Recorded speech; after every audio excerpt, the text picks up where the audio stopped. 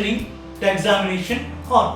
ಪರೀಕ್ಷಾ ಕೊಠಡಿಯಲ್ಲಿ ನೀವು ಎಂಟರ್ ಆದ ನಂತರ ಏನು ಮಾಡಬೇಕು ಅಂತ ಹೇಳಿದರೆ, when you get the question papers, ನಿಮಗೆ ಪ್ರಶ್ನಾ ಪತ್ರಿಕೆ ಸಿಕ್ಕಿದ ನಂತರ read all the instructions carefully.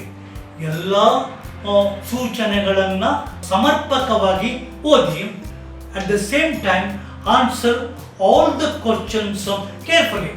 10 ನಿಮಿಷ ಪ್ರಶ್ನಾ ಪತ್ರಿಕೆಯ ಎಲ್ಲ ಪ್ರಶ್ನೆಗಳನ್ನು ಓದುವುದಕ್ಕೆ ನೀವು ಗಮನ ಕೊಡಿ. ಅದಾದ ನಂತರ what you have to do is answer the easy questions first. ನೀವು ಯಾವ ಕ್ವಶನಿಗೆ ಬಗ್ಗೆ 100% ಕಾನ್ಫಿಡೆಂಟ್ ಉಂಟೋ ಆ ಪ್ರಶ್ನೆಗಳಿಗೆ ಉತ್ತರವನ್ನು ಬರೆಯಿರಿ. That will increase your self confidence. Dear students, manage your time wisely. You have to write all the answers within 3 hours.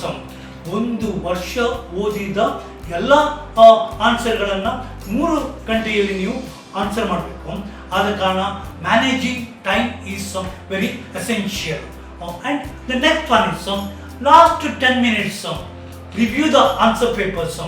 ನೀವು last 10 ನಿಮಿಷ ಆನ್ಸರ್ ಪೇಪರನ್ನು ರಿವ್ಯೂ ಮಾಡಬೇಕು. ಯಾಕೆಂತಂದರೆ to see that you have left any questions unanswered.